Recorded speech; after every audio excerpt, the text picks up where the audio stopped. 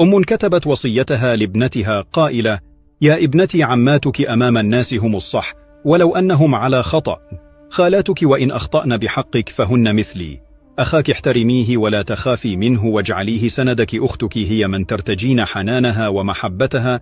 يطول الزمان تجديها لا تتغير، بنت عمك أو بنت خالك أو بنت عمتك أو بنت خالتك لو أخطأت فيك فهي من دمك، البنت التي لا تحترم أهلها وأمها وأباها لا ترافقيها ولا تسلمي على امرأة كبيرة وأنت جالسة،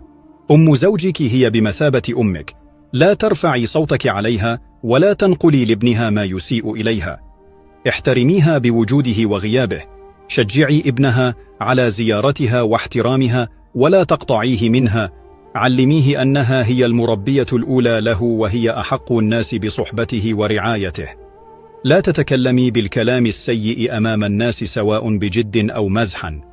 أعطي كل من في المجلس حقه ولو بنظرة تتخللها ابتسامة، لا تغتابي ولا يكون الحديث عن الناس هو محور مجلسك، احترمي زوجك واجعلي ما بينكما سرا بينك وبينه، ربي أبناءك على الفضيلة والأخلاق والتغافل عن الزلات والصلاح، امشي في الدنيا مستقيمة بطاعة ربك تمشي الدنيا في طوعك، لا تجرحي أحدا وتقولي كنت أمزح معك، التي تخطئ فيك لا تردي عليها، هنا يظهر فرق التربية، لا تقولي أنا وأنا أفعل، اتركي الناس تشاهد أفعالك وأخلاقك وتربيتك، واجعليهم يقولون رحم الله من رباها.